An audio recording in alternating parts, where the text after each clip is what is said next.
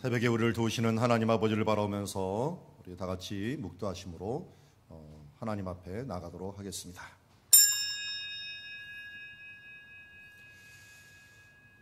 복 있는 사람은 여호와의 율법을 즐거워하여 그 율법을 주야로 묵상하는 자로라 라고 말씀하신 주님, 오늘도 주의 말씀을 묵상하며 할렐루야 주를 찬양하며 주께 영광 돌리는 삶을 향하여 한 걸음 한 걸음 나아갑니다. 주여, 오늘도 우리와 임마누엘 하여 주시옵고 우리도 주님과 함께 임마누엘 하여 주님과 동행하는 삶을 살아가는 우리들 되게 하옵소서. 예수님의 이름으로 기도드리옵나이다. 찬송가 123장 저들 밖에 한밤중에 함께 찬양하며 나가겠습니다.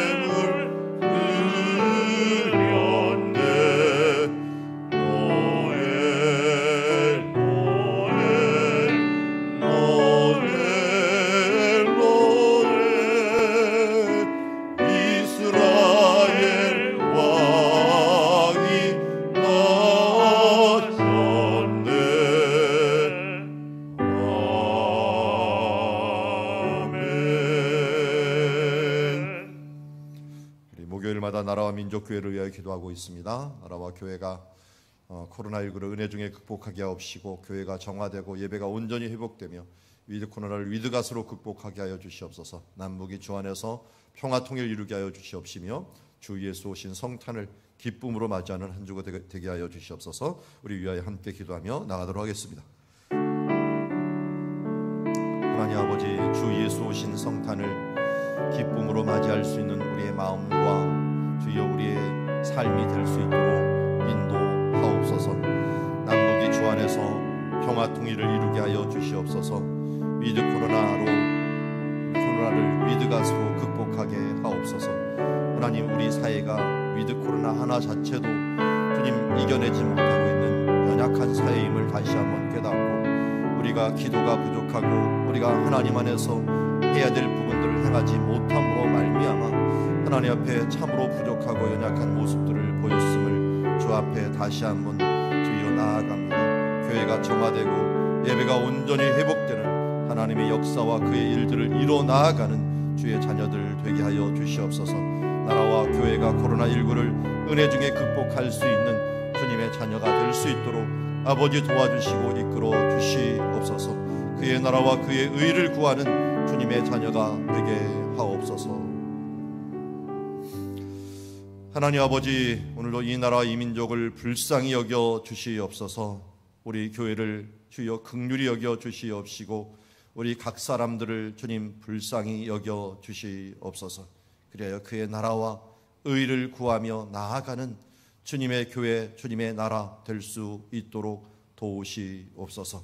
하나님께서 이 땅을 바라보시며 우리의 기도를 들으시고 우리의 모습을 보고 계십니다.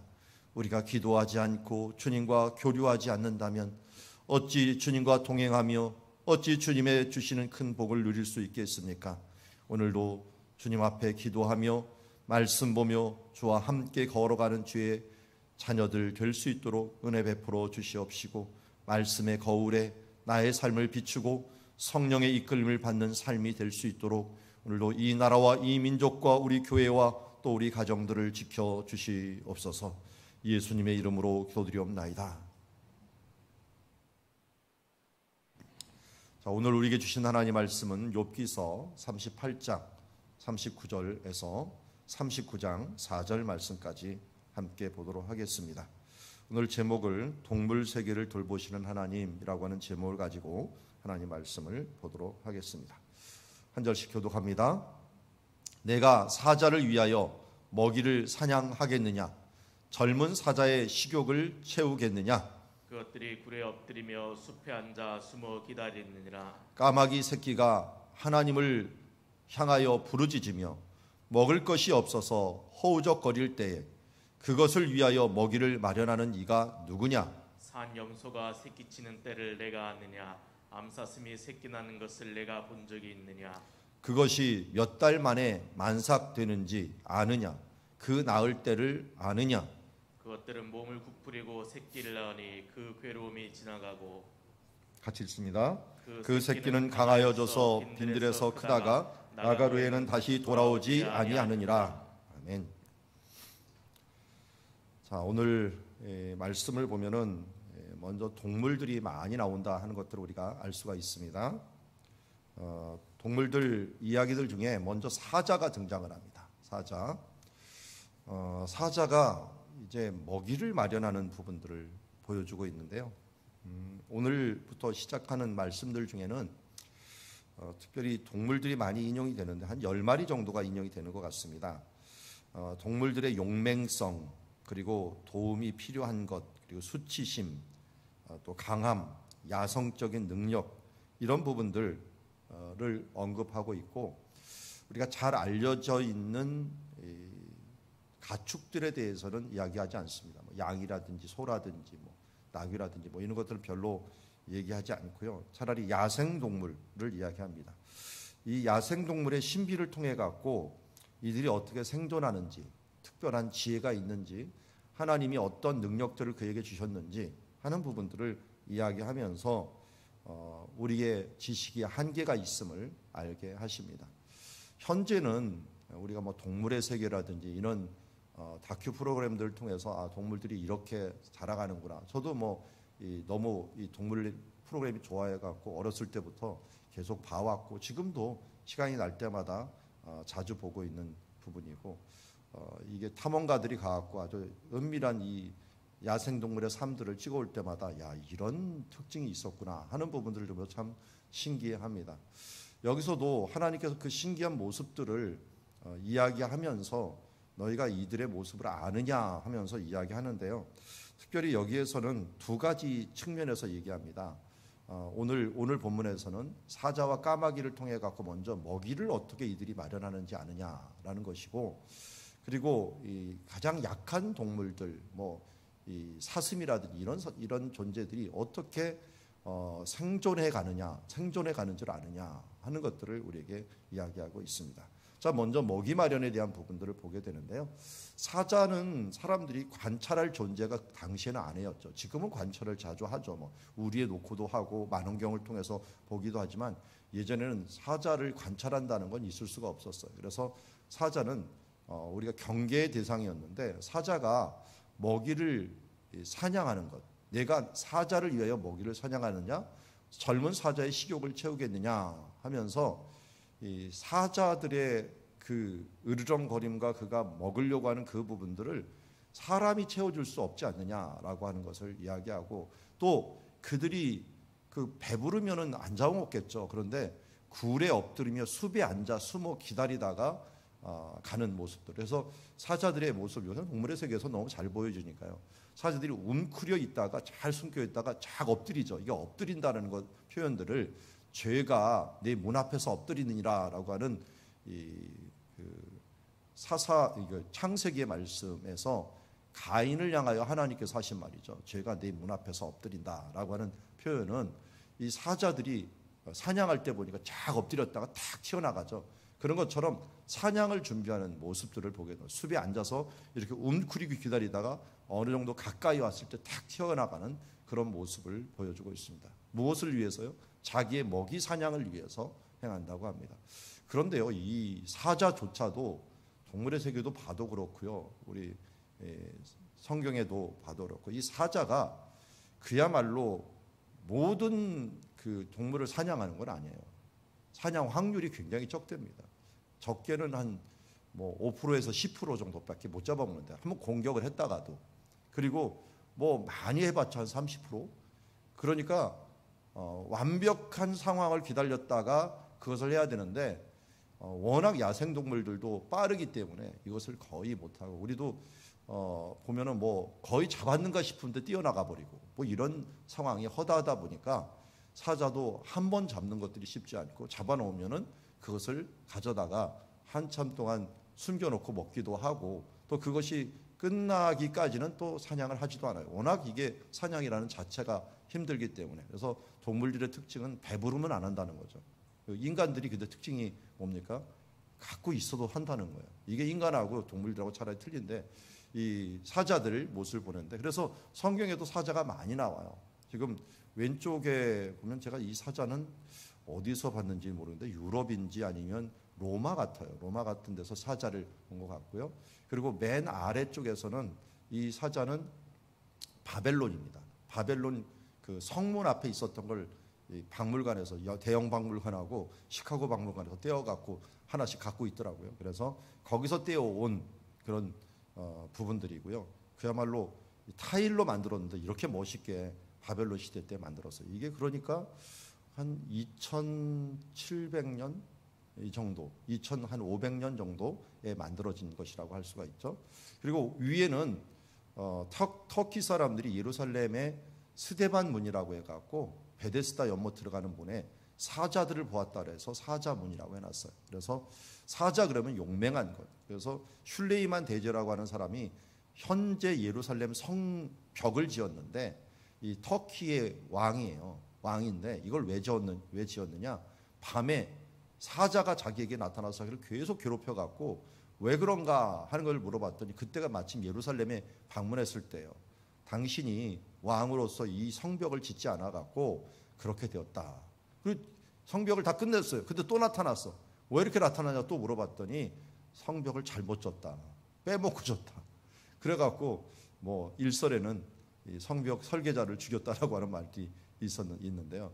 이게 터키가 지금 지어놓은 성벽은 제일 중요했던 옛날에 다윗이 살았던 성벽을 이 지역들을 빼먹어 버렸어요. 그래서 좀 더 북쪽으로 지었는 바람에 이런 일들이 발생했다라고 하는데요. 이 사자라고 하는 것들은 좋은 때로 사용될 때도 있고 안 좋을 때로 사용될 때가 있죠. 좋은 때는 아마 용맹한 모습으로 사용될 때가 있죠. 그래서 야곱이 그 자녀들을 축복할 때 이렇게 축복합니다. 특별히 유다를 축복할 때 창세기 49장 9절에 유다는 사자 새끼로다. 내 아들아 너는 움킨 것을 찢고 올라갔도다 하면서 사자의 특징이 움키다, 찢다 하는 이런 용감성과 먹이를 찾는 모습을 이야기하는데 유다가 그렇다라고 이야기하고 있고요. 그리고 시편 22편 21절에는 예수님의 고난을 이야기하면서 나를 사자의 입에서 구하소서 주께서 내게 응답하시고 들소의 뿔에서 구원하셨나이다 하면서 사자의 입에서 구원해달라라고 하는 표현은 이 사나운 자들 가운데서 나를 구원해달라라고 기도하는 것이고, 이것이 마지막 천국에는 이사야서 65장 25절에 오면은 어린 양이 함께 먹을 것이요 사자가 소처럼 짚을 먹을 것이다 라고 하는 것을 천국에 오는 때 이러한 사자가 그야말로 식욕을 채우기 위해서 다른 동물들을 해치는 것이 아니라 사자도 초식동물이 되어갖고 짚을 먹고 함께 어린 양과 어린이들이 함께 뒹구는 그런 나라가 올 것이다 라고 하면서 이 사자의 용맹성의 강점과 또한 이 어떤 사나운 존재로서 위협에 대한 부분들을 많이 이야기한 것을 보게 됩니다. 이렇게 먹이를 마련할 때 아주 사납게 하는 존재가 있다면 이것은 땅에 있는 존재를 대신한 것이요, 이 까마귀 같은 존재는 이 까마귀를 또 다른 편으로 하면 나중에는 독수리가 나옵니다. 독수리가 나오는데 이 까마귀는 저 새의 그냥 대표적인 하나로 까마귀 새끼가 하나님을 향하여 부르짖으며 먹을 것이 없어서 허우적거릴 때 그것을 위하여 먹이를 마련하는 이가 누구냐. 자, 새끼니까 하나님을 향하여 부르짖는다. 우리 둥지에 있는 새끼들이 먹을 것이 없어서 짹짹짹거리는 거 생각나시죠? 입을 쫙 벌리고 있을 때 그런 모습처럼 이 먹을 것이 없어서 허우적거릴 때 그것을 위하여 먹이를 마련하는 이가 누구냐. 물론 어미가 그것을 마련하기도 하죠. 이 부분들은 제가 모두 저기 유대 광야에서 찍은 거예요. 마사다라고 하는 지역에서 찍은 사진들인데 거기에 까마귀들이 상당히 많더라고요. 광야에서 어떻게 이게 이런 까마귀들이 있는지 모르겠는데 분명히 광야에서도 먹을 것이 있고 또 뭐 사람들이 물론 있는 것도 있지만 먹을 대상들이 예전부터 있었다는 걸 우리가 알 수가 있습니다. 그래서 이런 존재들이 어떻게 먹을 것을 마련할까라고 하는 것을 보면 참 이 광야 같은 데서도 하나님이 마련하더라. 우리는 광야 그러면 아무것도 없을 것 같은데 거기 숨어 있는 많은 생물들이 있더라고요. 그래서 그런 생물들끼리 또 이 먹이 사슬을 갖고 있고 그 중에서 까마귀들이 거하면서 그들의 먹이를 얻어가는 모습들을 보면서 이 땅에 있는 사자건 하늘에 나는 이런 까마귀건 다 먹이를 마련해 준다라고 하는 이 부분들을 우리에게 알려주고 있습니다. 우리가 이 까마귀는 창세기 때부터 등장을 하죠. 창세기 때 등장할 때는 어떤 모습으로 등장합니까? 까마귀를 내놓음에 까마귀가 물이 땅에서 마르기까지 날라 왕래하였더라. 노아의 홍수 때 등장하는 동물이죠. 왜 이 까마귀는 돌아오지 않았을까? 그래서 우리가 추정하기는 이 까마귀가 죽은 사체를 먹다 보니까 이게 노아의 홍수 때 죽은 사체가 얼마나 많았겠습니까? 이때부터 이 까마귀는 아마 사체를 먹는 존재가 되었던 것 같아요. 원래 동물들이 초식 동물이었던 것으로 우리는 추정을 합니다. 원래 에덴 동산에서 만들 때에는. 그런데 이런 존재가 되면서 육식이 이제 이때부터 노아의 홍수부터 일어나는 것으로 보게 되는데 어쨌든 그렇기 때문에 부정한 동물이라고 얘기를 하죠. 근데 이 부정한 동물이 차라리 어떨 때는 도움을 주기도 합니다. 우리가 잘 알듯이 열왕기상 17장 4절에 보면은 엘리야가 먹을 것이 없어 갖고 그리 시내가에 있을 때 그 시냇물을 마시라라고 하나님 명령하시고, 그 다음에 내가 까마귀들을 그들에게 명하여 거기서 너를 먹이라라고 말씀하여서 까마귀가 이 먹는 음식들을 갖다 주는, 아마 이 까마귀는 고기를 갖다 주지는 않았겠죠. 뭐 빵 조각이나 뭐 어떤 것들을 갖다 줄지는 모르겠는데, 어쨌든 부정한 동물들이 갖다 주는 것들을 지금 엘리야가 먹어야 됐다는 것을 알 수가 있고요. 예수님도 이것을 인용했어요. 까마귀를 생각하라. 심지도 아니하고 거두지도 아니하며 골방도 없고 창고도 없으되 하나님이 기르시나니 너희는 새보다 얼마나 더 귀하냐. 누가복음 12장 24절 말씀이 오늘 말씀하려고 하는 거하고 너무 비슷한 것 같습니다. 먹이를 하나님께서 알아서 마련하는 것처럼 까마귀를 한번 생각해봐라. 심지도 않고 거두지도 않고 골방도 없고 창고도 없는데 하나님께서 먹이시고 기르시나니 너희는 새보다 더 귀하지 아니하느냐라고 하면서 하나님의 이 돌보심이, 먹이를 마련하고 그를 키우심이 우리하고 비교할 때 하나님께서 우리 정도는 아무것도 아니다. 이런 새들도 이렇게 먹이시는데 하물며 너일까 보냐라고 말씀하시는 것을 보게 됩니다. 자, 이렇게 먹이 마련을 얘기한다면 우리 염소와 사슴에 대해서 39장 1절에서 4절에서 이야기하고 있습니다. 염소와 사슴은 어떤 동물들을 막 공격해갖고 잡아먹는 존재가 아니라 초식 동물이죠. 근데 이 초식 동물이 거기다 또 광야에 살아요. 이것도 숲속에 사는 것이 아니라 광야에서 정말 작은 풀들을 먹고 생존하는데, 이 생존하는 이 사슴들이 어떻게 살아갈 수 있을까? 39장 1절에 산 염소가 새끼 치는 때를 내가 아느냐? 암사슴이 새끼 낳는 것을 내가 본 적이 있느냐? 산 염소라고 하는 것은 산에 있는 염소죠. 들염소라고 할 수 있는, 지금 오른쪽에 보는 것이 여러분들이 들염소입니다. 이걸 우리 야엘이라고 부르기도 하고 이 게디라고도 부릅니다. 이 새끼를 게디라고 부르기도 합니다. 그래서 엥게디라고 하는 게디의 샘이라고도 부르기도 하고, 야엘이라고 하는 여인 아시죠? 우리 말뚝을 가지고 시스라를 쳐 죽인 여인이 야엘이잖아요. 그 야엘이 이런 염소라는 뜻을 갖고 있습니다. 그리고 여기 사슴이 있는데, 특히 암사슴을 이야기할 때는 아얄라라고 부르는데, 아얄론 골짜기라는 것을 들어보셨을 거예요. 태양이 기브온에 머물고 달이 아얄론 골짜기에 머물렀더라라고 했는데요. 그 아얄론이라고 하는 뜻 자체가 여기 사슴이라는 뜻을 갖고 있습니다. 그것처럼 여기 있는 야엘과 이 아얄라라고 하는 이 아얄론이라고 하는 이 두 가지는 모두 다 초식 동물이고 어떤 공격의 대상이 될 수밖에 없는 존재예요. 그러다 보니까 자기를 보호해야 되죠. 생존해야 된답니다. 그래서 생존할 때 하다 보니까 특별히 제일 약할 때가 새끼를 낳을 때예요. 임신했을 때예요. 그런데 하나님께서 이때를 다른 이 염소와 사슴에게는 하나님 특별한 보호를 주신다는 겁니다. 새끼를 치는 때를 내가 아느냐. 새끼를 보호하고 있어요. 보호하는데 그를 치고 있어요. 우리 같으면 정말 아이들이 태어나면 어떻게 걷지도 못하고 먹지도 못하니까 그냥 노출이 될 수밖에 없는데, 이런 새끼를 치는 것을 내가 보았느냐. 암사슴이 새끼 낳는 때 얼마나 위험합니까, 이때가. 그런데 그것을 은밀히 낳으니까 알 수가 없었고, 너무 조용히 낳으니까 알 수가 없는 거예요. 그것이 몇 달 만에 만삭이 되는지 않느냐, 임신이 됐는지 안 됐는지 잘 모를 정도로 이들은 숨기면서 다니면서 자기를 보호하고 있다는 것입니다. 그리고 그 낳은 때에 아무도 모르게 이 부분들을 낳아야만이, 안전한 곳에서 낳아야만이 가능한 것을 보게 됩니다.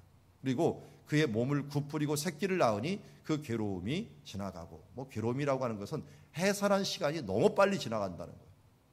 그 동물 자체도, 새끼를 놓은 동물 자체, 어미 자체도 정말 해산한 시간이 순식간에 지나가고, 새끼도 어떻게 돼요? 우리 동물의 세계 봤죠? 새끼도 낳자마자 벌떡 일어나고 뛰어가요. 야, 이건 사람보다 몇 배 강한 것 같아요. 이런 걸 보면. 그냥 낳자마자 우르르 좀 한 2, 3분? 많아봤자 5분? 이 정도 이렇게 부르르 떨다가 그 다음 뛰어요. 어미를 따라가요. 이런 걸 보면은 빈들에서 금방 강화해져서 빈들에서 크다가 나간 후에는 또 혼자서도 잘 살아갈 수 있는. 그럼 우리 사람들은 어떻습니까? 10년, 요새는 20년, 최근에는 한 30년은 키워야지 되는 것 같아요. 그래야지, 그 30년도 요새 넘어가는 수도 있는데, 그래야지 키워야지 제 밥벌이 해먹고 살 정도가 되는 인간인데, 이런 동물들은 30년이 뭐예요? 3시간이면 끝나는 것 같아요. 알아서 그래. 뭐 길어봤자 3주면 젖 다 떼고 그 다음에 자기가 알아서 먹어가는 이런 모습들을 보는 이 존재들을 보면서 하나님이 참 약한 존재라고 생각했던 그 사슴과 염소들은 또 강한 생존법으로 함께하는 모습들을 우리에게 보여주고 있습니다. 정말 한낱 산 염소의 분만 시기조차도 우리는 모르는 존재예요.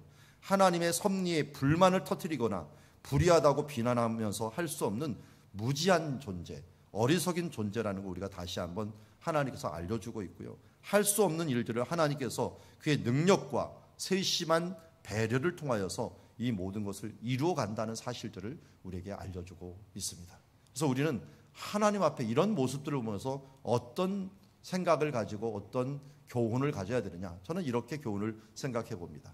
야생 동물을 돌보시는 하나님, 먹이를 마련하시고 또 강인한 생존법을 그에게 주셨던 하나님을 바라보면서 마태복음 6장 26절의 말씀, 33절의 말씀을 함께 나누기를 원합니다.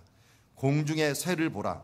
심지도 않고 거두지도 않고 창고에 모아들이지도 아니하되 너희 하늘 아버지께서 기르시나니 너희는 이것들보다 귀하지 아니하냐. 그런즉 너희는 먼저 그의 나라와 그의 의를 구하라. 그리하면 이 모든 것을 너에게 더하시리라. 욥기에서는 분명히 욥의 무지함과 그 세 친구들의 무지함을 드러내기 위해서 야생 동물의 비밀을 내가 아느냐라고 물어보았지만, 이것을 우리는 신약으로 가져온다면 예수님께서는 이 모든 부분들을 통하여 그런 무지함을 우리가 넘어서 염려하지 마라. 이제는 너희는 염려하지 말라. 그리고 새를 봐라. 그리고 까마귀를 봐라. 사자를 봐라. 염소를 봐라. 사슴을 봐라. 그들이 거두지도 않고 창고에 모으지도 않고 그렇게 할지라도 하나님께서 알아서 기르시고 먹이시고 하는데 너희들은 이런 존재들보다 더 귀하지 아니하냐 하면서 하나님을 의지하도록 합니다. 그래서 33절에 그런즉 너희는 먼저 그의 나라와 그의 의를 구하라. 그리하면 너희들의 먹는 것과 생존하는 모든 것을 너에게 더하여 주실 것이다 라고 말씀합니다. 여러분, 주님의 나라를 구하다 보면 먹고 사는 문제를 뛰어넘게 됩니다. 성경을 잘 보면 그것을 뛰어넘게 돼요. 근데 여전히 우리는 먹고 사는 문제에 대해서 너무 관심이 많은데 그것을 먹이시고 살리시는 분이 하나님이라는 사실들을 자꾸만 우리가 깨닫고 내가 뭘 하려고 하는 이런 본능이 너무나도 많이 나오는 것을 보게 됩니다. 주님께서 하십니다. 그리고 하루하루 주어진 일들에 대해서 오늘 일은 오늘의 족하다라고 하는 오늘 염려는 오늘의 족하고 내일 염려하지 말고 하루하루 하나님께 기도하고 오늘 우리에게 행하라고 하는 일들을 성실히 해 나아갈 때 하나님께서 놀라운 일들을 이루어 나갑니다. 어제도 제가 중얼거리면서 제 사모하고 말을 나눴는데요. 야, 이 꾸준함이라는 게 정말 대단하다. 꾸준함이라는 게. 여러분, 조금씩 해난 거. 요새 우리 성경 읽기를 한번 보세요. 성경 읽기 한 2장, 3장밖에 하루에 안 읽는 것 같아요. 근데 한 일주일 지나 보세요. 한 권이 없어져 버렸어 벌써.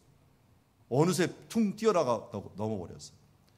저도 보니까 말씀을 이게 새벽에 읽는 말씀 몇 절 돼요. 뭐 10절 안 해야 되잖아요. 이거 이렇게 하다 보면은 한 3, 4년 되면은요 성경 한 권을 띄워요. 성경 한 권을 여러분 설교를 다 들은 거예요. 아마 새벽기도 다 나오신 분들은 지금 한 20년 되면 성경을 4-5번은 들은 거예요. 그렇게 우리가 꾸준하게 말씀을 따라서 가더라도 이게 대단하더라. 그 조금씩 모은 부분들이 정말 최고의 실력이 됩니다. 최고의 실력은 꾸준함이 낳게 되는 거예요. 여기 다시 말씀드립니다. 우리가 하나님 앞에 꾸준함을 통하여 먼저 그의 나라와 그의 의를 구하는 하루하루의 삶을 통하여 우리의 영성과 우리의 지성과 하나님의 능력들이 갖춰지는 거지, 어느 때 한 번 와갖고 주일날 한 번 와갖고 예배드리면 우리가 영성이 갖춰지는 게 아니에요. 매일같이 조금. 그래서 나는 원래 합니다라는데 잘 보면 저도 목회자지만요, 새벽에 따로 시간을 내지 아니하면 우리가 건너뛸 때가 굉장히 많아요. 그래서 따로 시간을 내서 이때는 내가 하겠다라고 하는 마음을 가지고 말씀을 봐야 돼요. 그래서 저도 우리 월요일 같은 데는 부교육자가 하지만 내가 따로 말씀을 묵상하고 따로 녹화를 하는 일들을 하는 이유는 또 앞으로 제 평생 동안 그렇게 할 거예요. 어떤 장치를 걸지 않으면 인간이라는 존재가 이게 게을러질 수밖에 없고 미룰 수밖에 없는 존재라는 걸 알 수 있어요. 물론 의지가 굉장히 강한 사람이 있겠죠. 근데 저는 그런 사람들을 별로 본 적이 없어요. 제가 이 50, 이제 내년이 되면 벌써 59세네요. 이제 60에 가까이 되는 이 시간 동안 교회에서만 살아봤잖아요. 그런데도요, 사람들이 강하지 못하더라고요. 이거 장치가 없거나 이 제한된 것이 없으면 우리가 하지 못하더라고요. 그래서 하나님께서 뭘 주신 거예요? 우리에게 선물로 교회를 주신 거예요. 예수님께서 예루살렘을 떠나지 말라. 왜? 제자들이 흩어져 가고 기도할 수 있었겠죠. 그렇지만 예수님은 그들이 흩어지면 기도를 제대로 못할 것을 알았어요. 그래서 예루살렘 떠나지 말고 같이 함께 모여서 기도하라는 것이고, 우리 한국교회 이 새벽 기도라고 하는 좋은 공동체 제도를 둬갖고 기도하게 했고, 또 이 코로나다 보니까 이제는 인터넷상으로도 함께 하게 되는 거예요. 그러니까 여러분들이 하루를 일단 기도함으로, 말씀 봄으로 이런 부분들을 시작할 수 있도록 해주셔서 먼저 그의 나라와 의를 구하는 그 기도의 삶을 잊지 마시기 바랍니다. 그리하면 어떻게 된다고요? 하나님이 우리의 이 모든 것을 더하여 주신다라고 하는 약속을 주신 것처럼 그런 삶들을 살아가는 주의 자녀들 되기를 원합니다. 동물을 돌보시는 하나님을 바라보면서 땅과 하늘의 동물에 먹을 것을 주시는 하나님을 찬양합시다. 약한 동물들에게 힘을 주시는 하나님께 하나님을 찬양합시다. 바로 우리에게도 그렇게 하시는 그 신비의 하나님을 찬양합시다. 그리고 그런 신비를 인정하고 하나님이 먹이시고 보호하심을 믿습니다. 주의 은혜로 살고 주를 의지하며 살게 하여 주시옵소서. 우리 위하여 함께 기도하는 주의 자녀들 되기를 원합니다. 기도하겠습니다.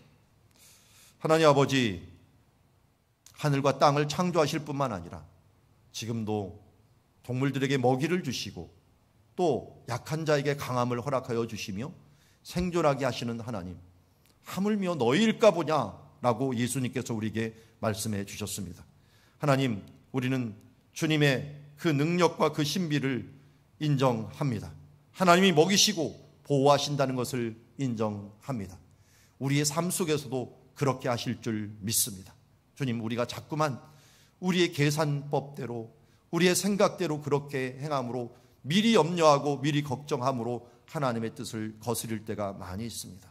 오늘도 주의 은혜로 살아갑니다. 주를